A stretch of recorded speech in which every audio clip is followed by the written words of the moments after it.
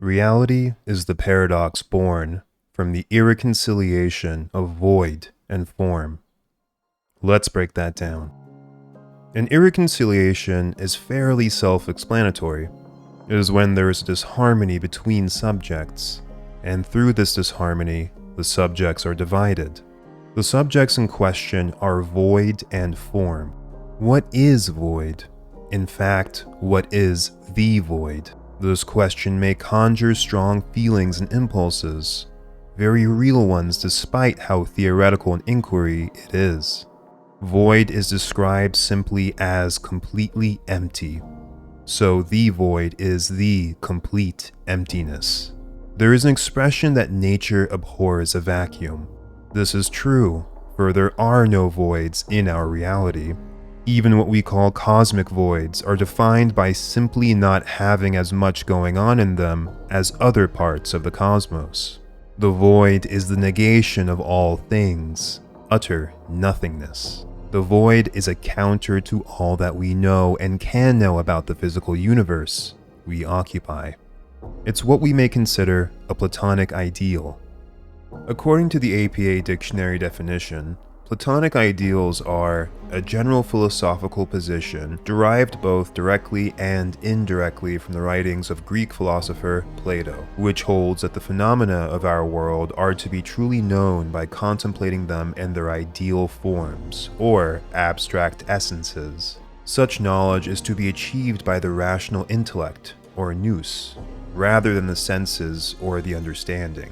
In the Republic, Plato developed a philosophical system around the central notion that the things of this world are shadows or reflections of their ideal forms existing in a transcendent realm outside time and space. This realm is the real world, because the forms that comprise it are perfect and eternal, not being subject to change, decay, or limitation, like the things of our world. Jumping back to the void.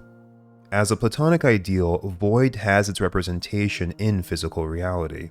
In void's case, it manifests as a certain process, an instrument called entropy. Entropy is the breakdown of all things, the tireless method void uses in an attempt to realize itself in our world. All things breaking and spiraling down for the purpose of returning any actual thing to no thing, behind a dark curtain that we can neither measure nor fathom. To reiterate, entropy is a process that exists in physical reality, while void is the Platonic ideal of finality itself. So if that's void, then you may think that form must be its stark opposite state, a thing, whatever that thing is, and you would be correct. Form is a thing, many things, and everything. Form is what gives a thing its, well, thingness. Form is the densest rock of the Grand Canyon, to the loosest particles that layer the air of our atmosphere. Form is water, salt, fresh, and all in between. Form is a laughing child. Form is an anxious elder clutching their grandchildren in a bunker. Form is a dying person clearing a forest ridge to take in their last view of a breathtaking vista, itself made up of many, many forms. Form is the hand that reaches to grasp itself in the form of another. The irreconciliation between void and form can be thought of as an origin point, something akin to the Big Bang, if you will. And from this break comes all the phenomenon we have come to know as physical reality. Reality itself is then generated by a mechanism of revolving forces. These forces are bloom and entropy. We touched upon entropy, the breakdown of all things, so now let's take a second to define bloom. Bloom is to grow or develop, usually in reference to an organic living process. However, also as a metaphor regarding things like the cultivation and fruition of ideas. Though the idea of a world where things are only born and bloom may appeal to the naive parts of ourselves, aspects that shirk from the pains of reality, it would be a world of endless stagnation, a world akin to a fetid, feverish swamp, where things writhe horribly without delineation between them. Not the most pleasant of scenarios. Similarly, for ideas to continue, they must be challenged, tested, and evolved. These revolving forces of bloom and entropy generate the flow of life as we know it. They also establish a meta-context, which measures the flow of life and its trajectory, the overarching field of time, which every subject within is dependent on in a constant state of flux, becoming, and decay. If the irreconciliation of void and form is the origin of phenomenon, then the ongoing process of reality can be defined as the movement of forms, a movement through time. Whether the brief lifespan of a mosquito or the glacial deep time of stone, all things are in motion, because all things will at some point reach an end, broken down by entropy and cleared away for the new. Even the stars themselves are an ever-present reminder of this. Their light moves through space and reaches our skies light years after they've extinguished, their presence a phantom movement of what once was. However, even with this knowledge, there is a profound satisfaction in their presence, just as we humans derive a profound satisfaction in knowing what came before us. We live fuller lives with our knowledge of history and how the movement of forms have danced their many combinations, implicit with meaning and pattern. We chart the interplay of lives as we chart the stars, fascinated by what knowledge we may derive from what once was, with hopes to master what may still be. As we've established, void exists outside of physical reality, residing in the perfect realm of Platonic ideals. However, it also has a counterpoint within that perfect realm, the Everbloom. The Everbloom is the force of life affirmation, and has several different representations in mythology. A favorite is the world tree Yggdrassil from Norse mythology. To recontextualize, reality is the ongoing movement of forms that follow the cycle of bloom and entropy. Bloom is the instrument of the Everbloom, as entropy is the instrument of void. The Everbloom is the very scheme of life affirmation, suspended in perpetual perfect flowering, dictating a life form's ascendant nature to be born and grow as the plants sprout from their seeds in the soil and reach for the sun. One may even envision that the forces of Everbloom and void are the opposing poles in the realm of ideals, where all other perfect things are suspended betwixt. In Norse mythology, there is a foundational concept that in the time before time, there was nothing but Yggdrasil and the void. The Poetic Edda is a vital source to our understanding of this cosmological myth. It is a collection of Old Norse narrative poems preserved in the Icelandic Codex Regius, the royal book. From a translation of the Poetic Edda poem, Voluspa, in the second stanza, it states, "In ash I know there stands. Yggdrasil is its name, a tall tree showering with shining loam. From there come the dews that drop in the valleys. It stands forever green over Urdr's well." From this reference to the world tree standing forever green, we may draw connections to our concept of the Everbloom, existing in an idealized perfect state, like its counterpart, the void. Since there is also mention of Urdr's well, let's take a second to explore that. The well is described as located below Yggdrasil among its roots, where the Norns reside. The Norns are three wise women who are said to have come from the well, being an extension of it, just as the well is an extension of Yggdrasil. The well is also sometimes described as a lake. The Norns are a force that establish and oversee the lives of mortals, the destiny of the soul. They also have a counterpart in several other traditions, such as Greek mythology, where they are called the Moirai, known in English as the Fates, represented by three women also performing their task as the unifying personification of destiny. By inhabiting a place at the base of the world tree, we can establish that the Norns exist outside of reality in the realm of ideals, and thus outside of time itself. The flow of souls and their infinite interconnectivity is their domain. Aside from weaving the fates of mortal reality, the Norns also draw water from the well to water the roots of Yggdrasil. This is how the world tree self-sustains itself. However, as we'll explore, Urdr contains more than souls within its hallowed waters. The word soul is derived from Proto-Germanic origin, meaning to be from the lake, as this was thought to be the stopping place of the soul before and after death. Perhaps this lake refers to Urdr's well, where the Norns oversee the transition of souls. The poem Havamal is found in the Codex Regius.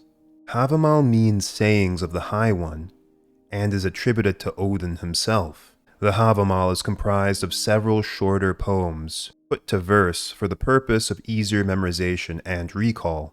In a translation of stanza 138 of the Havamal, Odin states, "I know that I hung on a windy tree. 9 long nights, wounded with a spear, dedicated to Odin, myself to myself, on that tree of which no man knows from where its roots run." The consensus is that the tree Odin hangs from is Yggdrasil, where Odin says, "that tree of which no man knows." We can again extrapolate a connection to the concept of the Everbloom, that which exists outside of physical reality, standing in counter to the void, making it a tree which no man may know by purely using the faculty of physical senses. After this period of self-sacrifice, Odin then witnesses something in the waters below. The runes. "I took up the runes. Screaming, I took them. Then I fell back from there." By taking up the runes, Odin has gained pivotal knowledge, bestowing upon mankind deeper understanding of magic and poetry. This also expands Odin's sphere of ability. The runes are a sacred language of manifesting. The waters that Odin saw the runes in after 9 days and nights of hanging from the tree is the well or lake of Urdr. In Mesopotamian myth, Abzu is the name of a vast freshwater ocean beneath Earth, an aquifer. Its counterpart is Tiamat, the great saltwater ocean that surrounds Earth. The god Enki, a chief member of the Anunnaki, the name for the Mesopotamian pantheon of gods, comes to reside in the Abzu. There are several versions of the story, but the core thread involves Enki submerging into the Abzu and residing there along with his immediate attendants. Afterwards, Enki plays a significant role in the creation of mankind and serves primarily as a god of magic and wisdom. Enki was also keeper of the Mi, divine gifts of civilization. The Mi can be thought of as the Platonic ideals of civilized concepts distilled in item form. From this, we can connect the Abzu as another version of a divine body of water where all Platonic ideals reside, the infinite that hangs between Everbloom and void, like the well of Urdr at the base of Yggdrasil. To draw further connections, the earth which the Abzu resides under is almost assuredly not our own physical earth. After Enki makes the Abzu his domain, Tiamat incarnates as a draconic mother of monsters to punish the gods for daring to usurp Abzu. Marduk, the son of Enki, fights and defeats Tiamat. He then fashions the physical universe from her body. This must mean that the earth above Abzu mentioned in this mythic account is one that exists outside of the physical universe, a perfect and idealized symbol of the natural, much like Yggdrasil. There is an uncanny similarity between Abzu and Urdr. Both waters are primordial fonts of wisdom, knowledge, life, magic, and creation, as well as every other conceivable concept, a realm of Platonic ideals. Both waters also carry elements of the void while sustaining the perpetually natural they are connected to below. Both the well of Urdr and Abzu feel appropriately placed between Everbloom and void, as they are just as much extensions of one as the other. They are filled with the potentiality of all things, the nothing pregnant with the everything, bearing what is to manifest within physical reality and beyond. And those who receive from their waters, like Odin and Enki, gain complete understanding of all things. Let's revisit our opening statement. Reality is the paradox born from the irreconciliation of void and form. By now, we've explored each part of that, except for the paradox part. A paradox is something that both is and isn't, a self-contradictory statement. However, what is contradictory about what has been stated? In the separate perfect reality we've identified as the realm of Platonic ideals, void and everbloom extend the revolving instruments of entropy and bloom into physical reality to generate the movement of forms through the field of time. Ultimately, void and everbloom exist together as opposites in the realm of Platonic ideals, acting as the poles of that realm. Physical reality is paradoxical because it is manifest from that realm, dependent and interconnected with it, yet defined by its irreconciliation with void. And it doesn't end there. There is another foundational space which supports the perfect realm of Platonic ideals. That is the underlying force, sometimes referred to as the ground of being, a unity or wholeness of all things, the ultimate reality. The ground of being transcends the opposition of void and everbloom in the realm of Platonic ideals, and by extension also transcends the realm of physical reality. Physical reality is the movement of forms supported and generated by the perfect realm of ideals, which is supported by transcendent true reality, the bedrock which contains both form, void, and all in between, in a field of unified wholeness, the ground of being. The term ground of being comes from the German-American philosopher and theologian Paul Tillich. Tillich states, "For being remains the content, the mystery, and the eternal aporia of thinking. No theology can suppress the notion of being as the power of being. One cannot separate them. In the moment in which one says that God is or that he has being, the question arises as to how his relation to being is understood. The only possible answer seems to be that God is being itself, in the sense of the power of being or the power to conquer non-being. This ground of being conjures the perfect realm of ideals, like a dream. The realm of Platonic ideals then generates physical reality through its polar opposing forces of void and everbloom, a reality which is born and identified by its antithesis to void, the dream within a dream. Let us imagine a model of this relationship as 3 layers from bottom to top. The ground of being is the foundational 3rd layer at the bottom. The realm of non-physical Platonic ideals is the 2nd layer above it, which creates an expanding realm of infinite manifestation in the form of physical reality, the 1st layer. By this logic, it is no coincidence that the key to spiritual enlightenment is often thought to be achieved by uniting the polarity within ourselves, awakening consciousness unto its true place in the foundational layer, reconciling our own personal paradoxes of illusory self to true self.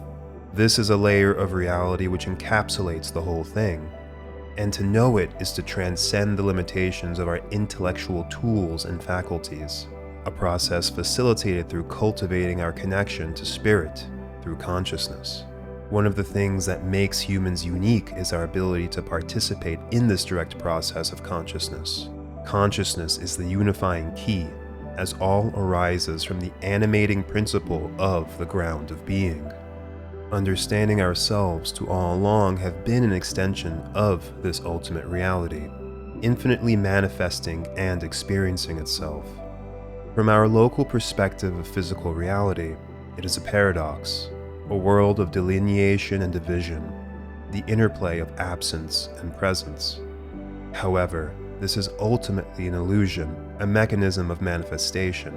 Physical reality is supported by idealized reality, itself supported by the transcendent force of being. The soul comes from Urdr, from Abzu, the waters which contain all, and the bedrock of these waters is a source which transcends all. The subject can come to realize this in a transformative process of inner unity, where one overcomes the illusion of inner polarities to realize the source of our undivided foundation in self.